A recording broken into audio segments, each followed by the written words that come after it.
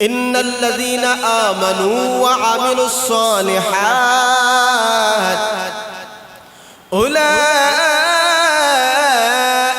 هم خير البرية আল্লাহ পাক রব্বুল আলামিন বলেন নিশ্চয় যারা আল্লাহর উপর ঈমান আনে ওয়া আমিলুস সালিহাত এবং নেক আমল করে আল্লাহ বলেন উলাইকা হুম খায়রুল বারিয়া তারাই হইল দুনিয়ার মধ্যে সৃষ্টির শ্রেষ্ঠ। এক নম্বর গুণ থাকতে হবে আল্লাহর উপর ঈমান, দুই নম্বর গুণ থাকতে হবে আল্লাহর আদেশকৃত নেক আমল। বান্দা বান্দি ঈমানের পাশাপাশি তুমি যদি নেক আমল করতে পারো আমার আল্লাহ বলেন উলাইকা হুম খায়রুল বারিয়া তোমরা হলে জগতের মধ্যে সৃষ্টির সেরা। আল্লাহ পাক রব্বুল আলামিন আমাদেরকে সৃষ্টির সেরা বানিয়ে দিয়েছেন। অন্যত্র আল্লাহ তাআলা বলেন ইন্নাল্লাযীনা কাফারু মিন আহলিল কিতাবি ওয়াল মুশরিকিনা ফী নারি জাহান্নাম খালিদিনা ফীহা উলাইকা হুম শাররুল বারিয়া। নিশ্চয় যারা কাফের মুশরিক আহলে কিতাব অনুসরণ করে তাদের ঠিকানা হলো জাহান্নাম। উলাইকা হুম শাররুল বারিয়া তারাই হইল জগতের মধ্যে সবথেকে নিকৃষ্ট। এই দুই আয়াতে আল্লাহ তাআলা স্পষ্ট করে দিয়েছেন সৃষ্টির মধ্যে সেরা জাতি যদি হতে হয় আল্লাহ পাক রব্বুল আলামিন বলেন এক নম্বর ঈমান আনতে হবে। ঈমানের পাশাপাশি আপনি আমাকে নেক আমল করতে হবে। এই দলটাই হইল সবচাইতে দামি দল, সেরা দল। আর আরেক দলের কথা আল্লাহ বলেন যারা আল্লাহর সাথে কুফরি করে শিরিক করে আল্লাহ বলেন তারা একটা দল, এরা হলো জগতের মধ্যে সবচাইতে নিকৃষ্ট। এবার আপনি দুই আয়াতকে সামনে নিয়ে যদি আলোচনা করতে যাই আল্লাহ পাক রব্বুল আলামিন সৃষ্টির সেরা জীব বানাইছেন ঈমানদারকে। সুবহানাল্লাহ কোন ঈমানদারদেরকে সৃষ্টির সেরা বানাইছেন। শুধু ঈমানদার হলেই হবে না, আল্লাহ পাক রব্বুল আলামিন সাথে উল্লেখ করেছেন ওয়া আমিলুস সালিহাত তোমরা নেক আমল করো, ভালো ভালো আমল করো। নেক আমল কি, ভালো আমল কি? এক কথায় আল্লাহর আদেশ এবং রাসূলের আদেশ, আল্লাহর নিষেধ রাসূলের নিষেধ অনুযায়ী বান্দা তুমি যে কর্ম করবা, কাজ করবা, প্রত্যেকটা কাজ কর্ম আপনি আমার নেক আমল হয়ে যাবে। ঈমানের পাশাপাশি নেক আমল ছাড়া আল্লাহর কাছে দামি হওয়া যাবে। তো আমরা মুসলমান, পৃথিবীতে অসংখ্য অগণিত মুসলমান আছি। এমনও তো মুসলমান আছে ঈমান আছে আমল নাই, আছে না নাই? কথা বলেন, ঈমান আছে আমল নাই, এমন মুসলমান নাই। ঈমান আছে ঠিক কিন্তু আমল নাই, এমনও মুসলমান আছে। পাঁচ ওয়াক্ত নামাজ মুসলমানের উপর ফরজ, এই পাঁচ ওয়াক্ত নামাজের সাথে তার কোনো সম্পর্কই নাই, আছে না নাই? পাঁচ ওয়াক্ত নামাজ পড়ে তো পড়েই না, শুক্রবার জুমার নামাজও আসে, দুই ঈদের নামাজ পর্যন্ত আসে না, এরকম মুসলমান আমাদের সমাজে আছে নি? এই জন্য ঈমান আছে কিন্তু আমল নাই। মুসলমান আমরা পৃথিবীতে অসংখ্য অগণিত মুসলমান। আল্লাহ পাক রব্বুল আলামিন বলেন ঈমানদার বান্দা বান্দি দামি কারা?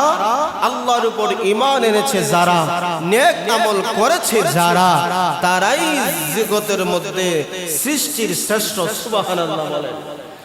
এই জন্য পৃথিবীতে আরো মানুষ আছে আল্লাহ পাক রব্বুল আলামিন বলে আল্লাহর সাথে শিরিক করে, আল্লাহর সাথে কুফরি করে, আল্লাহর নাফরমানি করে।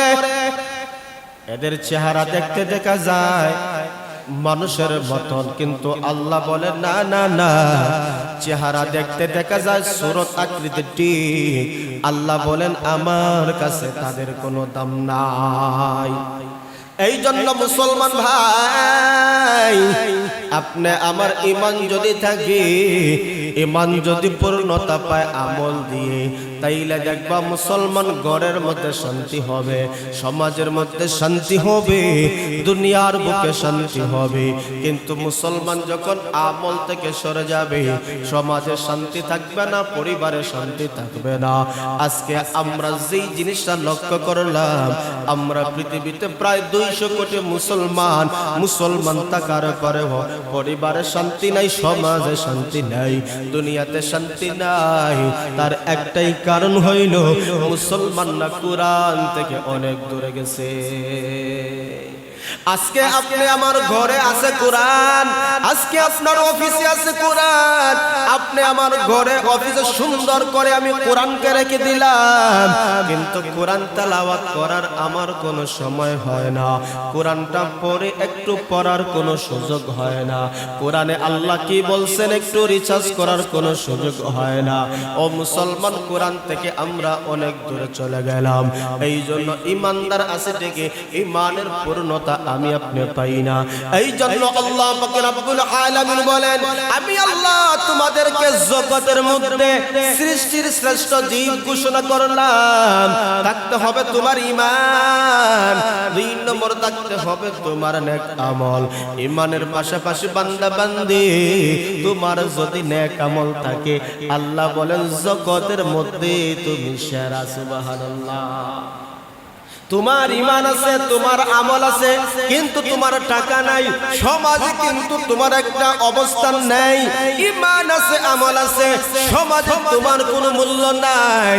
আল্লাহ পাক রব্বুল আলামিন বলেন, আমি আল্লাহ তোমাদেরকে সম্মানিত করে রেখেছি, আমি আল্লাহ তোমাদেরকে আখিরাতে সম্মানিত করে রেখেছি। দুনিয়ার মধ্যে তোমার অবস্থান নাই, দুনিয়ার মধ্যে তোমার কোনো ক্ষমতা নাই, দুনিয়ার মধ্যে তোমার কোনো পাওয়ার নাই। আল্লাহ পাক রব্বুল আলামিন বলেন, ঈমান এবং আমলদার যদি বলতে পারো, আমি আল্লাহ তোমাদেরকে পুরস্কারে পুরস্কৃত করব।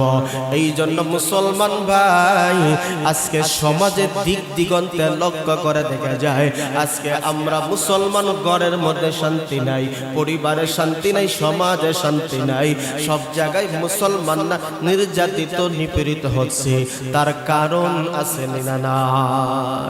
কথা বলে, আজকে দুনিয়াতে মুসলমানদের বিপর্যয় আসার কারণ কি? আজকে দুনিয়াতে মুসলমানদের বিপর্যয় আসার কারণ কি? অথচ 1450 বছর পূর্বের মুসলমানদের দিকে তাকাও, 1450 বছর পূর্বের মুসলমানদের দিকে তাকাও। মুসলমানরা ইমানে জিন্দেগি ছিল, মুসলমানরা নবীওয়ালা জিন্দেগি ছিল। ছিল না কোনো প্রযুক্তি, ছিল না কোনো সায়েন্স, ছিল না কোনো বড় বড় ডিগ্রিওয়ালা শিক্ষা। নবীওয়ালা শিক্ষা দিয়ে তারা সমাজ পরিচালনা করেছেন, পরিবার সুন্দরভাবে চালাইছেন, রাষ্ট্র সুন্দরভাবে পরিচালনা করেছেন। কোনো খুন ছিল না, রাহাজানি ছিল না, ছিল না কোনো দর্শন, ছিল না কোনো ইফতিজিং। সুন্দর একটা সমাজ তারা গড়ে গেছেন। তার একটাই কারণ হইল আল্লাহর উপর ঈমানের পাশাপাশি নবীর আদর্শের উপর থাকার কারণে তাদের সমাজে ছিল কোরআন।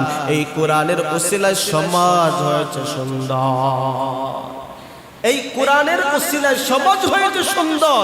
পৃথিবীতে প্রত্যেকটা মানুষের, প্রত্যেকটা ব্যক্তির তার ব্যক্তিগত জীবন থেকে নিয়ে সর্বক্ষেত্রে সর্বোচ্চ অধিকার নিশ্চিত করেছে কোরআন। কথা বলতে কি না, কোরআন ছাড়া পৃথিবীতে কোথাও শান্তির আশা করা যায় না। কোরআন ছাড়া পৃথিবীতে কোথাও শান্তির আশা করা যায় না। প্রত্যেকটা মানুষের অধিকার নিশ্চিত করেছে কোরআন। মুসলমান থাকুক অথবা অমুসলিম থাকুক, অমুসলিমের সাথে কিভাবে আচার হবে, কিভাবে ব্যবহার হবে, কিভাবে লেনদেন হবে, তাও নিশ্চিত করেছে কোরআন। প্রত্যেকটা মানুষের অধিকার নিশ্চিত করেছে কোরআন। এই জন্য কোরআন আমরা অধিকার নিশ্চিত করেছি, এটা জানি বুঝি, কিন্তু আমলের দিক দিয়ে আমরা অনেক কিছু।